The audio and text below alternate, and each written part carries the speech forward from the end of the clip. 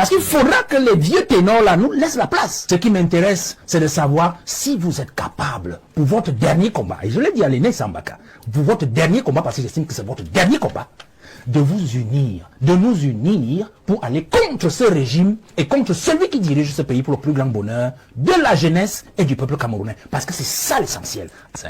2025 est simple pour nous. Nous savons que le parti au pouvoir a toujours triché. Il a toujours fraudé.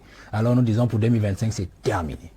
Nous ne faisons pas de bruit. Je crois que le petit péché chez moi, c'est que j'ai peut-être fait planer sur le parti Jouvence, mes plis professionnels que j'ai acquis dans mon parcours. Parce que je ne dis pas davantage ce que je vais faire. Mais, comme vous m'avez posé la question, nous savons une seule chose. Les combats que mène le MRC sont les nôtres aussi. Mais nous n'avons pas les mêmes moyens qu'eux. En termes d'argent, en termes de personnel, en termes de ceci, nous usons davantage de ruse et d'intelligence. Ça veut dire quoi? En 2025, notre décision est claire. Le résultat le plus élevé sera celui du peuple. Donc nous sommes à un niveau ici où nous ne discutons plus avec les gens d'en face. Parce qu'en fait, le peuple dans sa misère en a marre. Le peuple dans sa souffrance en a marre. Donc nous savons qu'ils ont toute la machine avec eux. Maître se bat contre les CAM. Quand vous dites conseil électoral, quelle est la différence entre le conseil électoral et la direction générale de l'ECAM? C'est une machine administrative. Et on sait qui nomme tous ces gens-là. Donc, quand le conseil constitutionnel vous dit l'ECAM est compétent pour cette question et pas moi, et le conseil constitutionnel est en train de vous dire, en fait, allez vous faire racher par vos concurrents, qui sont en fait le parti au pouvoir. Puisqu'en fait, tous ceux qui sont à l'ECAM sont des affidés du parti au pouvoir, qui lui donne les moyens de fonctionnement et qui administrativement les tient. Est-ce qu'un membre du parti, un quelconque parti politique d'opposition est assis à l'ECAM? Siège à l'ECAM. Vous connaissez un seul membre d'un parti d'opposition qui siège à l'ECAM? Toujours est-il que certains, de deux, est-ce que les modalités... Les membres du RDPC ont démissionné. Est-ce que les modalités... Actuelles des choses, les membres de l'ECAM sont censés être neutres. Ils sont censés. Est-ce que... Vous avez donc répondu même à votre question, ils sont censés. Est-ce que dans les modalités de désignation des membres de l'ECAM, vous avez une faculté qui est la consultation, par exemple, du bloc de l'opposition. Il n'y en a même pas au Cameroun, mais de l'opposition en général. Non. Donc, vous comprenez que nous sommes dans une affaire déjà désavantageuse à notre niveau. Alors, nous, la jeunesse, nous nous disons que nous ne discutons plus ces affaires. Depuis 30 ans, depuis 90, ils font la même chose. On n'est plus à ces niveaux-là. On ne discute pas le résultat de 2025. Je vous ai donc dit en fond, et je sors par là. Il y a intérêt soit à nettoyer ses amis avant de partir lui-même, soit à partir et à nous laisser les nettoyer. De toutes les façons, pour 2025, le résultat sera celui du peuple et de sa jeunesse, à l'exclusion du parti au pouvoir et de son champion. Espérer que l'opposition puisse remporter pour une fois une élection présidentielle en l'état actuel des choses, avec les lois, les textes en vigueur, avec les CAM. Moi, je suis surpris que vous parlez des choses que tout le monde sait, que tout le monde peut vérifier. Nous, on n'est plus au niveau de débattre les lois. Vraiment, ce débat m'embarrasse parce que je vois Limbi, il a tout l'arsenal.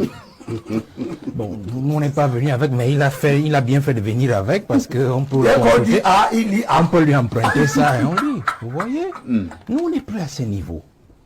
Le système en place a déjà mis tous les leviers au top go de la fraude et de la corruption de 2025. Ce que l'ECAM fait là, c'est juste un rodage. On ne publie pas la liste, on observe les réactions. Il y a des noms qu'on retranche de la liste et on les remet un mois après. C'est des tests. Le système que moi je suis quelqu'un du système, je le dis toujours, je sais comment ça fonctionne. Donc, ils sont déjà sur les starting blocks de 2025. Ils rôdent la machine. Ce qu'on a fait au MR, c'est la liste, du moins, le titulaire de la publication de la liste de 18 partis que réclame Maître Sim. C'est clair. On vous fait publier ça par Cameroun Tribune, et puis ça fait jason dans la société, dans la presse, ainsi de suite. On sait qui on vise, on veut voir des réactions. On sait pertinemment que avoir des élus n'est pas la seule modalité qui peut autoriser un parti à présenter un candidat. Mais on vous dit quand même que sur un titre, voilà la liste des 18 partis autorisés à présenter un candidat pour 2018. C'est des tests. Alors, monsieur, vous allez dire quelque chose là. Il faut qu'on comprenne bien, parce que c'est un grand débat. Même si Maître Sim ne veut pas que nous le fassions. Vous dites que la seule condition pour un parti politique de présenter un candidat à l'élection n'est pas d'avoir des élus. C'est ce que vous venez de dire? Mais c'est la loi est claire, non? Quand on dit que le parti politique qui veut présenter un candidat aux élections doit avoir des élus.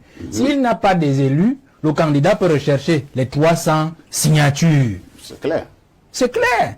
Mais je dis que le fait pour un journal qui plus est à capitaux publics, de sortir sur une page, voici la liste des 18 partis autorisés à présenter un candidat, c'est fait. C'est une information, non, Valère? C'est pas une information, monsieur. C'est pas une information. Peut-être pour le public qui n'a pas... C'est un teasing, mais peut-être pas pour les populations, monsieur Lambda, qui n'a pas la liste des partis en tête.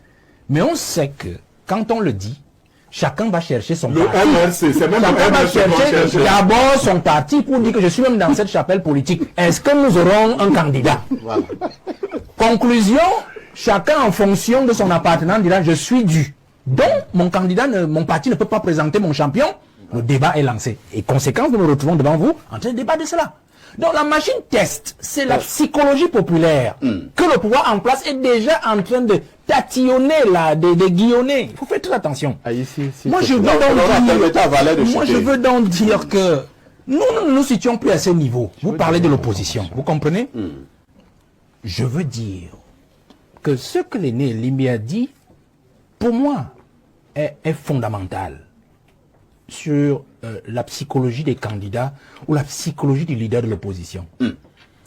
Moi, je ne suis pas entré en politique pour devenir président de la République ou ministre ou quoi que ce soit. Je ne sais même pas. Il y a un moment où je me demande, mais qu'est-ce que je fais même dans cette affaire? J'ai tout abandonné avec tout ce que j'avais pour venir en politique. Mais je me suis rendu compte d'une chose. Je fais partie justement de ceux qui sont chargés de la transition même dans l'opposition. Parce qu'il y a un leadership de l'opposition qui devra être balayé à tout jamais. Ah bon? Parce que Biya qui s'en va là, nous disons toujours qu'il s'en va avec son régime. Vous pensez que c'est seulement avec le régime? Biya partira même aussi avec son opposition à lui depuis 43 ans. Mais dites-moi, un prochain président de la République qui arrive, mais attendez, ce n'est plus ce que nous voyons là, hein, qui seront des opposants. La nouvelle génération ne veut plus les voir. Parce que le 2025, c'est le dernier test de la vieille garde de l'opposition. Est-ce qu'il faut dire qu'il y a l'opposition de l'opposition? Non, je n'entre pas dans ce débat. Je dis 2025, c'est le dernier test de la vieille garde de l'opposition, c'est-à-dire des vieilles figures qu'on a toujours eues depuis 1980, 90, 2020, 2000, ainsi de suite. Vous comprenez? C'est-à-dire que si il nous fait rater ce virage de 2025, c'est terminé. On n'en voudra plus après 2020, la prochaine génération. Donc, je suis content quand je vois la liste des leaders de partis politiques, il y en a qui sont de plus en plus jeunes. De plus en plus jeunes. Parce qu'il faudra que les vieux ténors là nous laissent la place. Je prends un simple cas. J'ai suivi le débat sur... Bon, j'ai vu ce qu'on a dit du PCRN. Les déclarations du président du PCRN qui a fait des volets de bois vert, ainsi de suite. Bon, on peut prendre ça en ambiguïté. Mais le fond est là. Le fond est là. C'est que il y en a qui ont quand même fait un certain parcours. Et il y a des choses que le peuple attend d'eux. Il y a aussi des positions qu'on n'admettrait pas de les voir proposer au peuple camerounais aujourd'hui. Donc, il faudrait que la vieille garde de l'opposition comprenne une chose. Là, je parle de coalition. La vieille garde doit comprendre une chose. Il n'est plus question de vous dire une chose. Non, nous ne coalisons pas parce que tel est noir, parce que tel est blanc. On coalise pour le bien du peuple. On ne coalise pas pour soi-même. On ne crée pas un parti politique pour devenir président de la République ou ministre. On crée un parti politique pour conquérir le pouvoir pour le bien-être de la nation et du grand peuple. Ça veut dire quoi? Ça veut dire que ma petite personne en tant que leader ne peut pas avoir une prééminence sur les intérêts de la grande masse. On est 370 partis. Moins le parti au pouvoir, moins une vingtaine. Il y avait un G20 en 2018. On peut dire 350 partis dans l'opposition. Est-ce qu'on peut avoir 350 présidents de la République? Ça veut dire qu'en fait, nous sommes là dans un concours, un test d'humilité pour 2025. C'est-à-dire que chacun doit comprendre que quelles sont mes positions, quelles quelles sont mes forces, quelles sont mes faiblesses. Alors je me dis, est-ce que je peux me compléter? Est-ce que je peux compléter l'action de l'autre pour que nous puissions faire le bonheur du peuple? Voilà ce qui importe aujourd'hui. Donc il n'est pas question aujourd'hui pour qu'un candidat pense que parce que moi je suis suffisamment implanté, alors je ne dois pas aller vers. Parce que moi je suis suffisamment populaire, ou on parle de moi tous les jours et de mon parti, alors je ne peux pas aller vers. Nous devons nous mettre ensemble. Donc je sors en disant, monsieur Aïzi, pour que les jeunes qui nous écoutent aujourd'hui comprennent que nous donnons une dernière chance à cette opposition. Et ayant fait un peu de cette opposition depuis un bon bout de temps, je suis à 6 ans, je cours avec eux, je dois vous dire, Papa, ici, que c'est pas facile. Cette opposition, et je l'ai toujours dit aux aînés, et je le disais encore à l'aîné Sambaka, il y a presque une semaine, on s'est vu, je lui ai dit, je ne veux pas savoir ce que vous avez fait dans le passé. Je ne veux pas savoir si vous avez dîné avec le pouvoir la nuit ou le jour, ça ne m'intéresse pas. Ce qui m'intéresse, c'est de savoir si vous êtes capable, pour votre dernier combat, et je l'ai dit à l'aîné Sambaka, pour votre dernier combat, parce que j'estime que c'est votre dernier combat, de vous unir, de nous unir pour aller contre ce régime et contre celui qui dirige ce pays pour le plus grand bonheur de la jeunesse et du peuple camerounais. Parce que c'est ça l'essentiel. Asseyons-nous sur nos égaux et nous pourrons peut-être arriver au service de ce